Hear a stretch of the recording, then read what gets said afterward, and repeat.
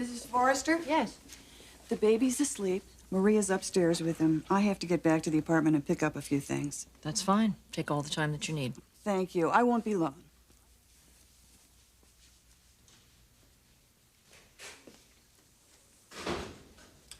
All right, Mother. We're alone now. I want to know what the hell is going on here.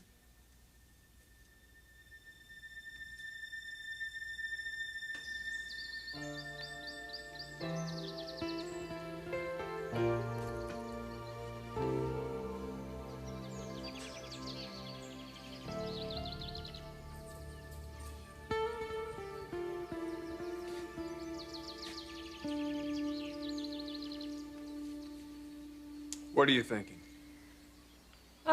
Nothing much. Tell me anyway. Oh, I was just remembering. Remembering what?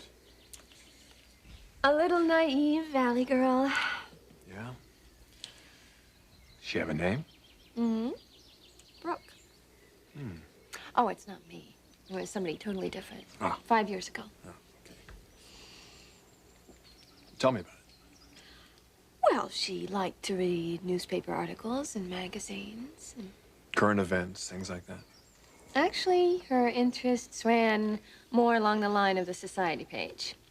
You see, it was a whole new world to her. It was a part of town that she knew nothing about.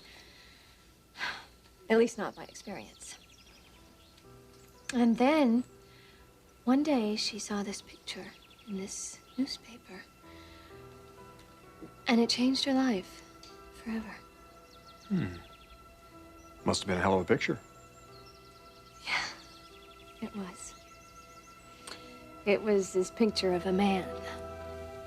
A very attractive, famous playboy. Playboy, huh? Yeah. Although he was redeemed because he was getting married. Ain't that always the way, though? It's funny. What?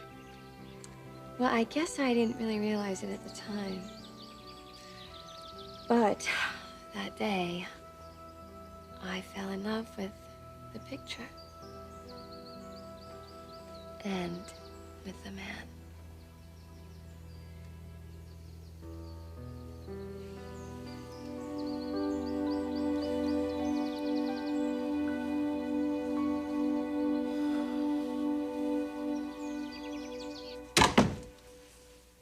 How well do you know Stephanie Forrester? Well, good morning to you, too. Hi. Coffee? No, thanks. Coffee'd out.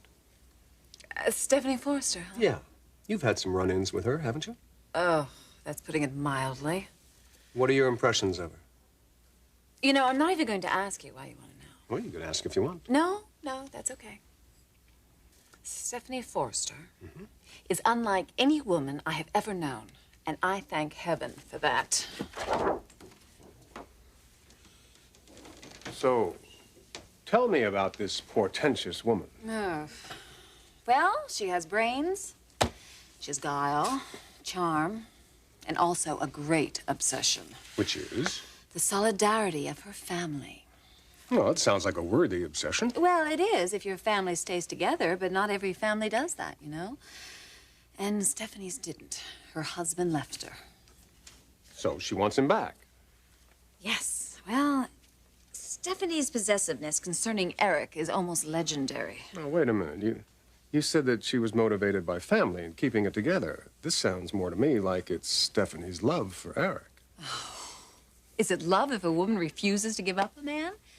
I mean, if she deliberately sets out to destroy the man she loves.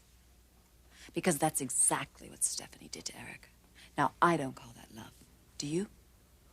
What do you call it, then? If it's not family and it's not love, what would you say is motivating Stephanie? I don't know. You know, I guess I've just always thought of it as Stephanie being Stephanie. But if I really had to be objective about it, I would say that the woman is totally out of touch with reality. Oh, I find that very interesting. Why? Well, because that is the way Stephanie comes across, except when you're sitting down talking to her face to face. And then, I don't know, it's like her reality becomes your reality. I think she may be more in touch with it than any of us, Margo.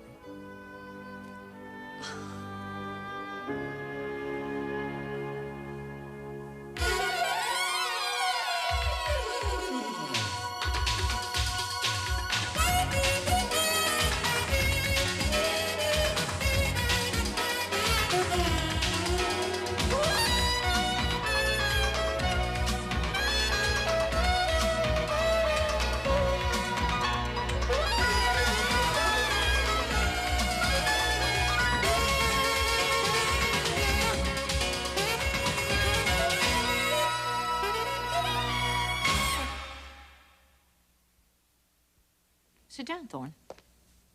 No, I don't want to sit down. I want answers. Did Ridge and Brooke go away together, Mother? And don't lie to me, because I'm going to find out one way or the other.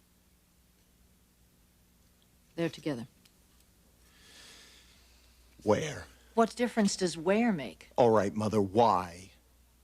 Thorne, do you really want to get in the middle of all of this? Well, you obviously do. Well, I'm involved. How? How in the world are you involved in this? I have a vested interest. In Dad. You've known that, Thorne. Then you encourage this? Is that what you're saying? You told Ridge to go out and pursue Brooke? Nobody tells your brother what to do. You should know that better than anyone. I don't believe this. That is Dad's wife. His wife. And you've never questioned that marriage? We are not talking about questions here. We are talking... Where did they go? I wouldn't tell you. But you do know. I wouldn't tell you whether I know or I don't know. Well, are they out shacked up someplace, Mother, or are they off discussing this whole thing? What is to discuss? Whether or not they're really going to go through with it. Go through with what? Betraying Dad, that's what. And your father's affair with Brooke wasn't a betrayal? Everything was just fine by the fact that he married her after the divorce? Don't you talk to me about betrayal. I'm the last person in the world for you to discuss this with. And if you want to know something, Thorne, so's your brother.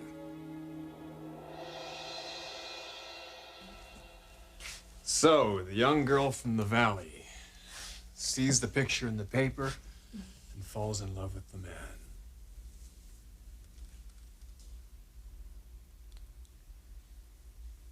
Well, that's only the beginning. You mean there's more? Oh, yes. There's much, much more. You see, this guy planned a very big wedding, this playboy did. And, the bride collapsed right before she walked down the aisle, so they had to rush her to the hospital. And, of course, the girl was very curious. She's never been around those kind of people before, and she so desperately wanted to see what his bride was like. So I got my sister to go down. You got your sister? No, correction. The girl got her sister to go down to the hospital. Ah. And they got to see the very beautiful Caroline. And they also literally ran into the very handsome man and his brother. Really? Yeah. That's where she got to see him for the very first time. And it satisfied her for a very long time. And then, months later, her mother asked her to help her cater a party. Imagine the girl's surprise when she found out the party was being held at her beloved's home. Ooh. What luck. Did she jump at the opportunity? Oh, you better believe it. Mm. And it was there that she met the object of her secret love. Ah. How did he stand up in the flesh? Well, he was not bad.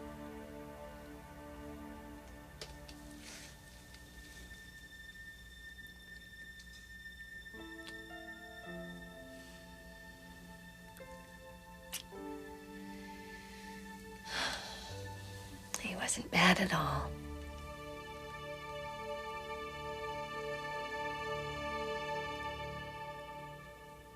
You think Stephanie's actions were justified? I think they follow a certain logic. Ah, that the end justifies the means. Sometimes. Okay. Then name me an end that would justify what Stephanie did to Eric. See? You can't.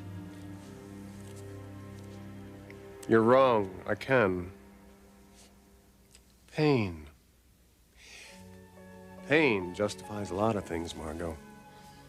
And until you feel it like Stephanie has felt it, it really isn't fair to pass judgment.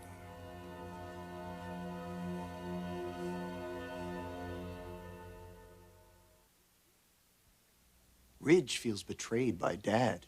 And he has every right to. Oh, man. This is getting more incredible by the moment. You know, you haven't been around and involved in a lot of the things that are going on in this family recently. Yeah, I sure as hell can see that. So don't make any rash judgments. When my brother pursues my father's wife, I will make rash judgments. It isn't wise, Thorne. Well, maybe we ought to discuss this with Dad and see how he feels about it. I wouldn't do that if I were you. Has anyone stopped and thought what this might do to Dad when he finds out about it? Or is that the idea, Mother, not to tell him? Yes, so let's talk about it. Let's not. This whole thing makes me sick. Thorne! Thorne, come back here. Come back here! We all feel pain, Blake. Stephanie doesn't have the corner on that market. Well, there's pain, Margot, and then there's pain. Stephanie was married to Eric for 30-some years. Now, I can't even imagine what she's going through. Can you? So do you think that's a valid excuse for tormenting a man? A man who left her for a woman young enough to be his daughter? I certainly think she has a reason to be upset. That marriage was over long before Brooke came around. That's always what they say, isn't it? Well, that's usually because it's true. Oh, I see. So there's always a valid reason for a man running off with a younger woman. Better watch out, Margot. That way of thinking could come back to haunt you someday. If I was married to a man for 30 years, believe me, he wouldn't leave me after that. For anyone, no matter how young. I'd make sure of it. I'll remember that. Please do. Hey, I gotta go.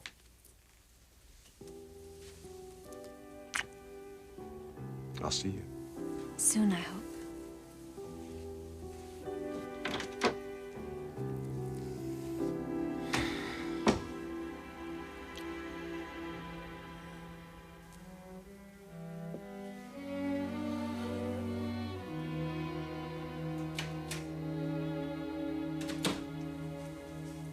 I'm back. Well, that was fast. I didn't want to leave the baby for too long. Thank you for letting me go. Oh, the baby was absolutely no problem. Oh, by the way, do you happen to know where Mrs. Forrester is? You mean Brooke? Yes. Why? Well, she got some mail. Oh, I'll take it. I'll make sure that she gets it. Thank you.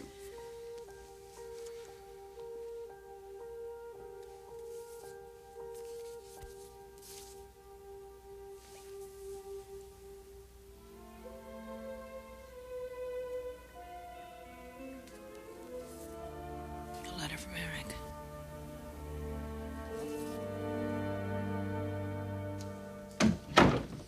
I need a professional opinion, Taylor. About what? Stephanie Forrester.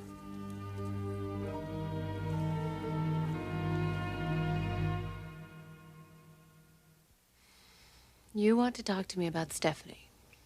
I know that's not your favorite subject. Why is it yours at the moment? She's a friend, Taylor. Let's put it simply, I worry about my friends. I used to be a friend, too. Used to be. Look, I know that really isn't fair. You didn't come here to talk about that. You came here to talk about Stephanie. So what is it that concerns you? Well, she did something, Taylor, rather bizarre, involving a letter from her husband. Well, from Eric. Certainly from her point of view, it makes a lot of sense. Well, from Stephanie's point of view, human sacrifice would make sense. It wasn't that bizarre. And you want to know if I think that she's all in one piece. Yes. Off the record, I will tell you what I think, but only because I've been thinking about this, okay? Fine.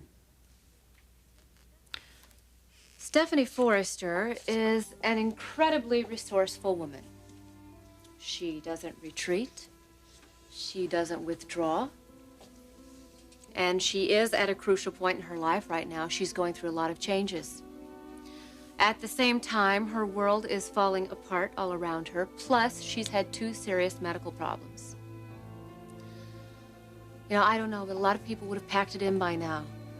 They'd be on medication, might even possibly be hospitalized, but not Stephanie. She rides out the pain.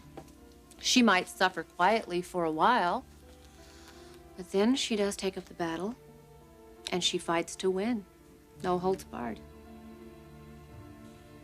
This might seem strange, Blake, but in a lot of ways I see her as an inspiration.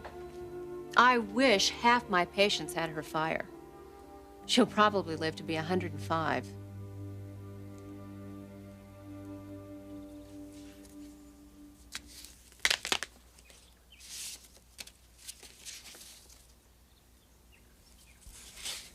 My darling Brooke, early flight, Milan to Rome.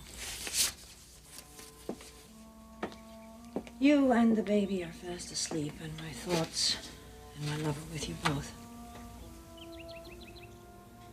Sorry I haven't called. My schedule seems to put me next to a phone when it's still in the middle of the night in Los Angeles.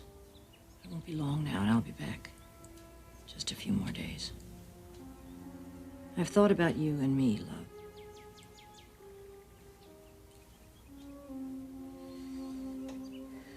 The trip has been phenomenal. Exhilarating beyond words, and yet there's an emptiness inside me, a void that only your presence could fill.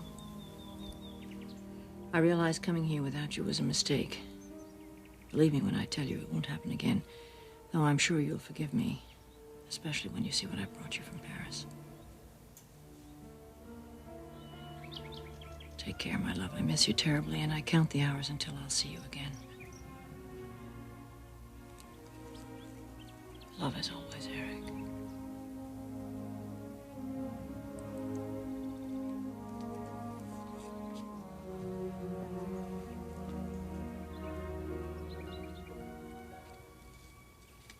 This is going to hurt, Eric. I think this just has to be the way it has to be. Brooke doesn't love you. She doesn't, and I do. We'll get this. We'll get through this together, you and I. We will get through this together.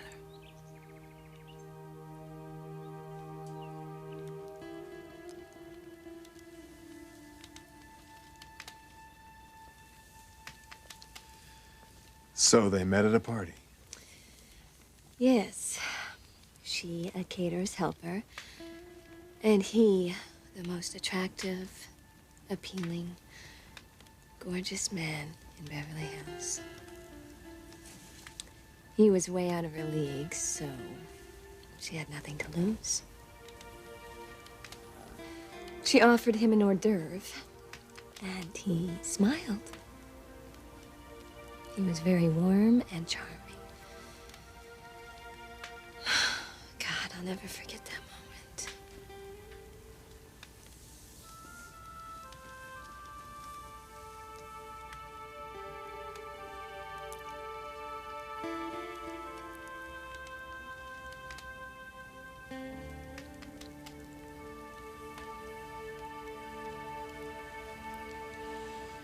And it wasn't until months later that he took her out.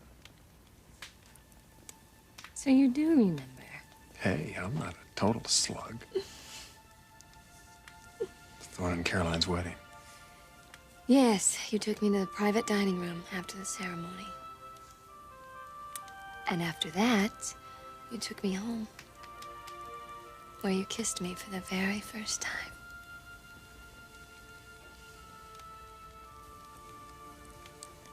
And you took me into your heart.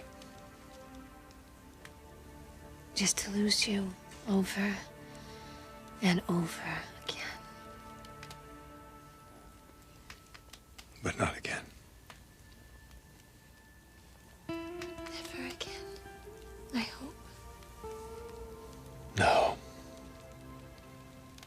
Never again.